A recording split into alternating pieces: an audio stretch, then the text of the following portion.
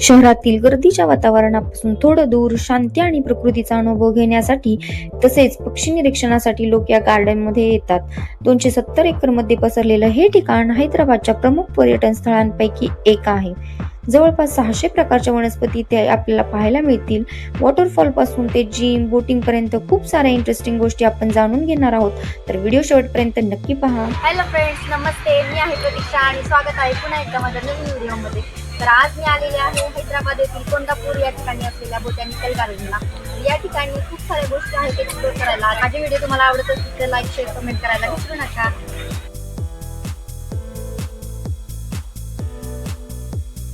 वीकेंडला family friends आणि specially children सोबत पिकनिकसाठी आणि एन्जॉयमेंटसाठी हे एक उत्तम ठिकाण आपण बोलू शकतो. तर हा आहे गार्डनचा सुंदर असा एंट्रन्स. इकडे 2 व्हीलर आणि 4 व्हीलर दोन्हीच्याही पार्किंग्स अवेलेबल होत्या आणि हे आहे तिकीट काउंटर, जेथे की एंट्री फी होती 50 रुपीज पर हेड. आणि हा जो समोर आपण बोर्ड पाहतोय त्याच्यावरती खूप सारे चार्जेस मेन्शन केले गेले होते, ज्याच्यामध्ये पार्किंग पासून ते बोटिंग पॉइंटला किती चार्जेस आहेत आणि आतमध्ये अजून बऱ्याच काही गोष्टी होत्या ज्याचे चार्जेस इकडे मेन्शन केले गेले होते. सुट्टीच्या दिवशी किती गर्दी आहे आपण पाहू शकतो.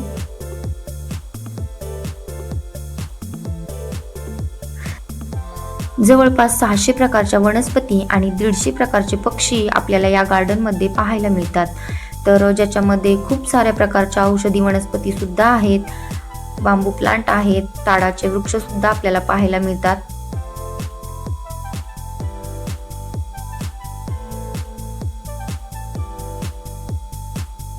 बाजूला होता कॅफेटेरिया आणि इकडे होती एंट्री. हा आहे एंट्री गेट आणि आतमध्ये गेल्यावरती केलं तिकीट चेक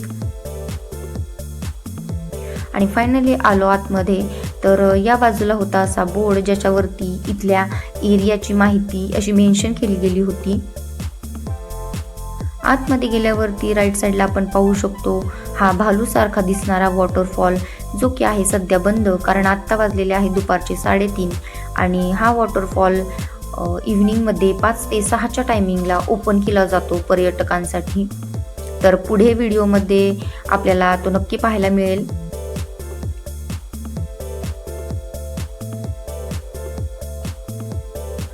तर तुम्हाला तुमच्या फॅमिली आणि फ्रेंड्स सोबत जर हॅपीली दिवस एन्जॉय करायचा असेल तर हे ठिकाण त्यासाठी एक उत्तम पर्याय आहे.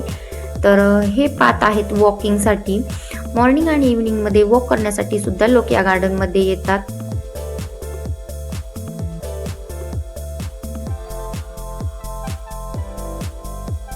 इकडे काही लोक फोटोशूट करत होते आणि हे कृत्रिम प्राणी आपण पाहू शकतो, जे की या गार्डन मध्ये एक जिवंतपणा आणत असल्याचे आपण पाहू शकतो. खूप सारी लहान मुले बागडताना एन्जॉय करताना आपल्याला इकडे पाहायला मिळतात. तर ज्यांच्या फॅमिलीमध्ये लहान मुले आहेत त्यांच्यासाठी हे ठिकाण एक उत्तम पर्याय आहे. तर हे होतं बांबू हाऊस, जे की पूर्णपणे बांबू मध्ये बनवलेलं होतं आणि हे या ठिकाणचं एक मुख्य आकर्षण होतं. सुंदर असं हे बांबू हाऊस आपण पाहू शकतो.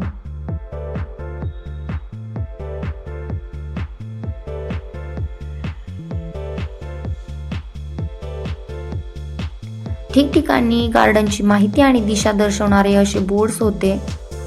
इकडे एक पिकनिकचा ग्रुप होता जे की गेम खेळत होते आणि पुढे गेल्यानंतर हा होता ग्रीन हाऊसचा एरिया.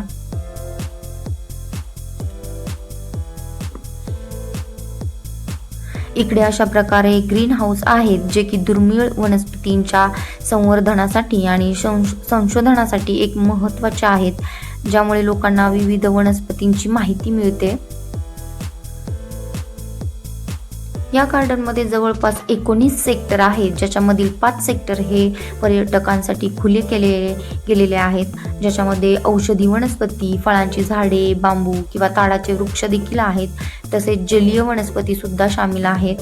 तसेच नक्षत्रवनम, राशीवनम आणि नवग्रह वनम असे 3 विशिष्ट क्षेत्र सुद्धा येथे आपल्याला पाहायला मिळतात, ज्याचा उद्देश हे झाडाचे संरक्षण आणि शिक्षा आहे. थोडंसं पुढे गेल्यानंतर आम्हाला हा ॲडव्हेंचर स्पोर्टचा बोर्ड पाहायला मिळाला, ज्याच्यामध्ये खूप साऱ्या प्रकारचे स्पोर्ट मेन्शन होते. तर हा मुलगा बंजी ट्रॅम्पोलिन करत होता, ज्याच्यामध्ये तो उंच अशा उड्या मारत होता. तर कमांडो नेट, स्काय सायकलिंग, ज्याच्यामध्ये आपण दोरीवरती सायकल चालवतो, असे खूप सारे धाडसी स्पोर्ट्स आपण बोलू शकतो होते. आणि मुलांना एन्जॉयमेंटसाठी हे खूप छान असं ठिकाण आहे. तर इकडे ड्रिंकिंग वॉटरसुद्धा पर्यटकांसाठी अवेलेबल होतं. आणि थोडंसं पुढे गेल्यानंतर आम्हाला दिसला पार्टी झोन एरिया. हा एरिया कोणत्याही पार्टीसाठी नसून इथे लोकांनी बसून आपल्या या निसर्गाचा आनंद घ्यावा याच्यासाठी बनवलेला एक स्पेसिफिक एरिया होता, जिथे की लोक आपल्या फॅमिलीसोबत, मुलांसोबत बसून एन्जॉय करत होते, गप्पा मारत होते. त्याचप्रमाणे इकडे पिकनिकला आलेले ग्रुपसुद्धा आम्हाला गेम खेळताना दिसले. मला सुद्धा हा एरिया खूप आवडला. निसर्गाच्या सानिध्यात बसून त्याचा आनंद लुटण्यासाठी बनवलेला हा एरिया मला खूपच आवडला. पुढे गेल्यानंतर आम्हाला दिसले हे फूड स्टॉल, जिथे की टी, कॉफी, पॉपकॉर्न, सँडविच, खूप साऱ्या गोष्टी होत्या अवेलेबल. आणि समोर होता हा बोटिंग पॉइंट. इकडे झिप लाईन करताना आपण एक मुलगा पाहू शकतो. तर ज्या लोकांना बोटिंगची आवड असलेल्या लोकांसाठी हे ठिकाण एक उत्तम पर्याय आहे. इकडे लोक बोटिंग करताना निसर्गाचा आनंद घेत होते. तर खूप सारी मुले सुद्धा विकेंडमुळे आपल्याला इकडे पाहायला मिळतील. आणि बोटिंगचे चार्जेस होते 100 रुपीज पर हेड.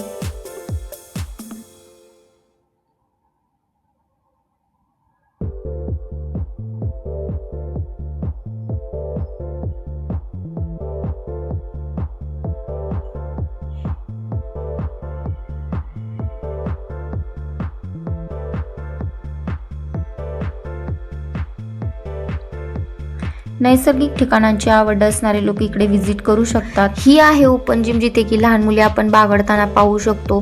तर निरोगी जीवनशैलीला प्रोत्साहन देणारे एक ठिकाण याला आपण बोलू शकतो. इथे खूप सारे लोक इव्हिनिंगमध्ये, मॉर्निंगमध्ये वॉकिंगसाठी, जॉगिंगसाठी येत असतात.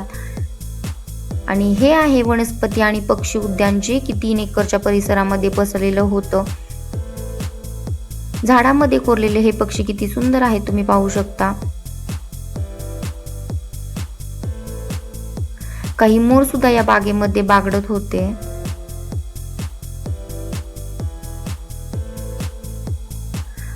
थोडंसं पुढे गेल्यानंतर अजून काही मोर आम्हाला इकडे बागडताना दिसले. तर खूप सारे मोर या बागेमध्ये होते. ज्या लोकांना निसर्गामध्ये फिरण्याची आवड आहे आणि निसर्गप्रेमी जे लोक आहेत, त्यांनी या ठिकाणी नक्की व्हिजिट करावं असं मला वाटतं. खरंच खूप सुंदर आणि शांत असं हे गार्डन आहे, जिथे की आपण आपल्या फॅमिली सोबत खूप छान असा वेळ घालवू शकतो. आणि फायनली आलं हे बटरफ्लाय गार्डन, जिथे की खूप वेगळ्या प्रजातीची बटरफ्लाय आपल्याला जवळून पाहायला, अनुभवायला मिळतात. आणि मुलांच्या आवडत्या ठिकाणांपैकीच हे सुद्धा एक आहे. इकडे लोक आपल्या मुलांचा फोटोशूट करत होते.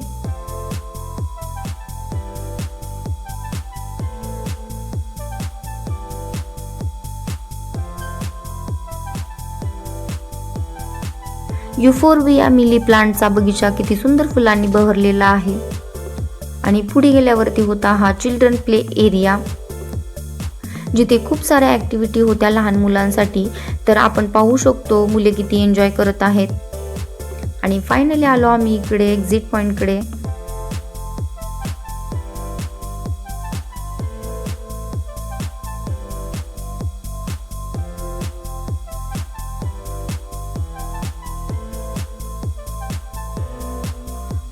आणि भालूसारखा दिसणारा हा वॉटरफॉल आता चालू करण्यात आला होता, कारण आता 6 वाजले होते इव्हिनिंगचे.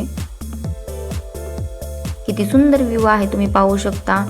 आणि हा आहे एक्झिट पॉईंट, जिकडून गेलो आम्ही बाहेर. तर तुम्हाला माझे व्हिडिओज कसे वाटतात हे मला कमेंट करून नक्की सांगा. लाईक, शेअर करायला विसरू नका.